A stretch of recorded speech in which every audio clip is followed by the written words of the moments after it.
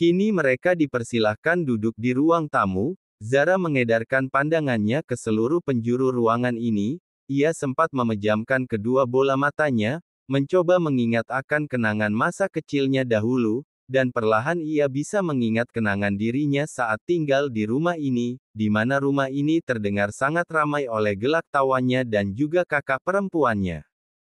Tiba-tiba saja Zara meneteskan air matanya, sang ibu buru-buru memeluknya.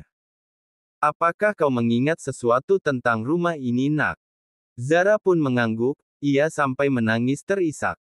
Sedangkan Saga mencoba menenangkan istrinya dengan mengusap secara lembut punggungnya.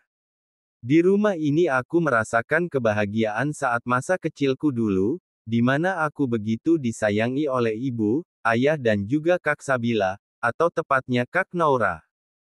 Andaikan ayah dan Kak Naura masih ada, pasti kita bisa berkumpul seperti dulu lagi, Bu.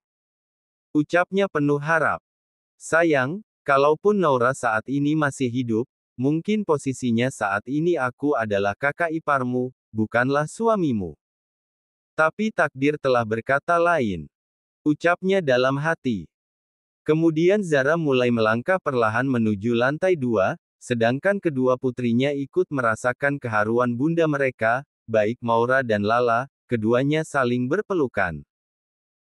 Saga dan Nyonya Kinan mengikuti langkah Zara, sepertinya ia mulai mengingat semuanya tentang rumah ini, rumah masa kecilnya tumbuh bersama keluarga yang sangat mencintainya, sedangkan Maura dan Lala ikut menaiki anak tangga meskipun harus dibantu oleh kedua bodyguard papahnya. Kemudian langkah kaki Zara berhenti di depan pintu yang bertulisan namanya dan nama mendiang kakaknya yakni Sabila dan juga namanya dulu yaitu Talita. Kau masih mengingat posisi kamarmu, nak? Dulu kau selalu meminta satu kamar dengan kakakmu, karena kamu selalu takut kalau tidur sendirian. Ungkap sang ibu. Iya, Bu, Zara masih ingat semuanya. Zara sering menangis di kala itu, hingga akhirnya aku jatuh sakit dan meminta satu kamar dengan Kak Sabil, dan alhamdulillah ibu dan juga ayah mengabulkan permintaanku. Jawabnya sambil menatap lekat pintu kamarnya, kemudian handle pintu dibuka. Lagi-lagi Zara kembali menangis, rupanya tidak ada yang berubah dengan kamarnya, semuanya masih sama seperti dulu, apalagi boneka panda miliknya, yang selalu ia panggil dengan nama Onul dan masih terbaring di atas ranjang tempat tidurnya. Zara pun buru-buru meraihnya. Onulku, boneka kesayanganku. Ucapnya sambil memeluk boneka yang memiliki ukuran cukup besar.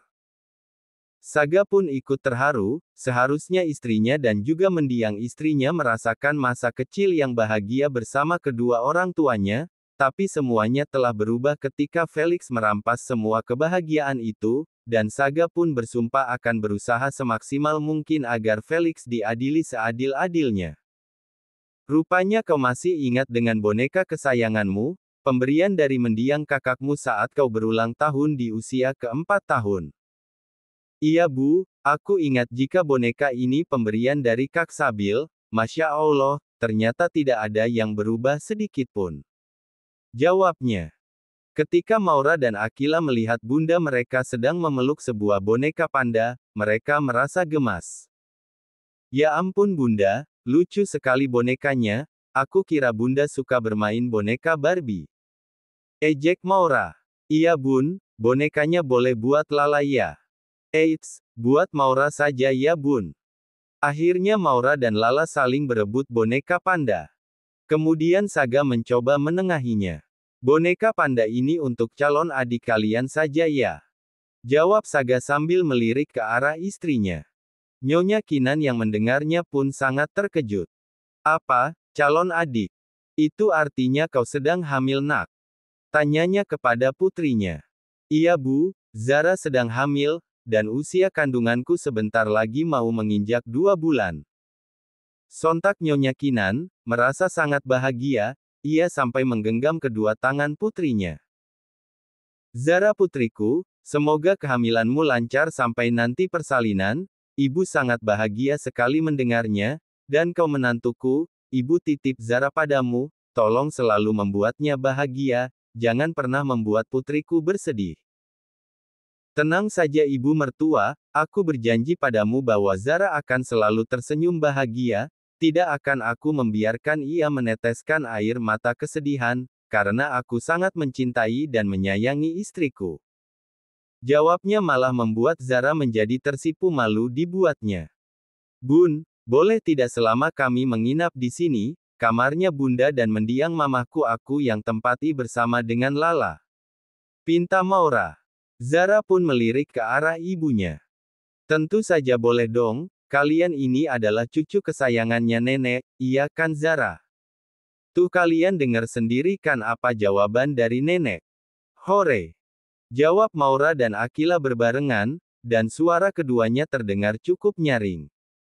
Saga dan Zara pun merasa senang saat melihat kedua putri mereka bahagia. Menjelang makan malam, Nyonya Kinan sengaja menghidangkan begitu banyak makanan di atas meja makan, sampai-sampai Zara dan yang lainnya dibuat tercengang. Bu, apa tidak salah makan malamnya sebanyak ini? Gak ada yang salah loh putriku, makan yang banyak, biar nutrisi di tubuhmu cukup. Ibu tahu jika di trimester pertama pasti kau akan mengalami mual dan muntah, dan ini sudah ibu pesankan menu makanan yang cocok untuk ibu hamil muda sepertimu, dimakan ya nak. Pinta sang ibu. Zara pun mengangguk. Saat ini ia merasa sangat bahagia karena telah dikelilingi oleh orang-orang yang begitu menyayangi dirinya dengan sangat tulus, terutama suaminya. Awalnya ia sangat meragukan ketulusan dari sosok Sagara Mahendra, si pria sombong, arogan, angkuh dan juga dingin. Namun berkat kesungguhan dan keteguhan hati suaminya, akhirnya ia percaya semua itu, dan saat ini dirinya sudah bisa menerima kehadirannya di hatinya, dan Zara sangat mencintai dan menyayangi suaminya. Gudang tua.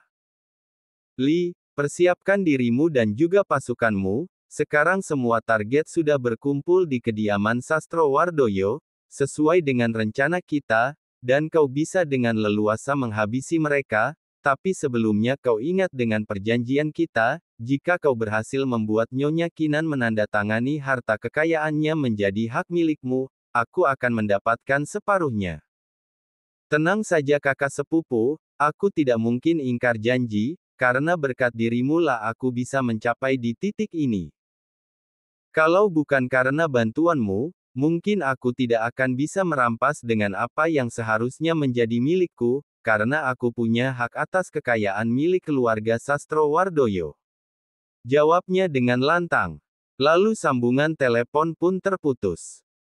Kemudian Li bergegas memanggil anggotanya yang berjumlah lebih dari 20 orang tersebut, ia sengaja merekrut mereka demi misi terakhirnya ini.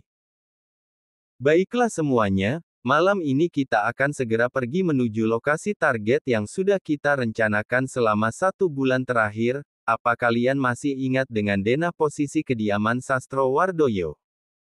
Tanya Li kepada anak buahnya. Siap, masih ingat tuan. Jawab mereka secara serempak. Good. Ingat ya, di rumah ini penjagaannya begitu ketat, dan aku akan meretas semua jaringan keamanan di rumah itu, sehingga tidak akan ada kecurigaan jika kita akan menyerang mereka nanti tepat pukul 12 malam. Tim Rabbit, nanti kau mulai bergerak terlebih dahulu, dan sasaran utamanya adalah pintu belakang. Siap Tuan Li. Jawab David, si ketua kelompok tim Rabbit.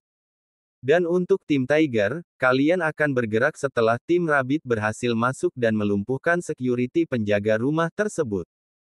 Siapa laksanakan Tuan Li? Sahut Andre ketua tim Tiger yang masing-masing tim beranggotakan 5 orang. Dan kini tinggal ada 3 kelompok lagi yang akan diterjunkan oleh Li, sosok pria yang merasa memiliki hak penuh atas hak waris mendiang Tuan Sastro Wardoyo. Baiklah, malam ini saatnya permainan dimulai. Setelah kalian berhasil melumpuhkan Paman Felix, kini aku yang akan turun tangan. Bersiap-siaplah kalian mati di tanganku, terutama kau, Zara Hafizah. Batinnya yang telah diselimuti oleh ambisi.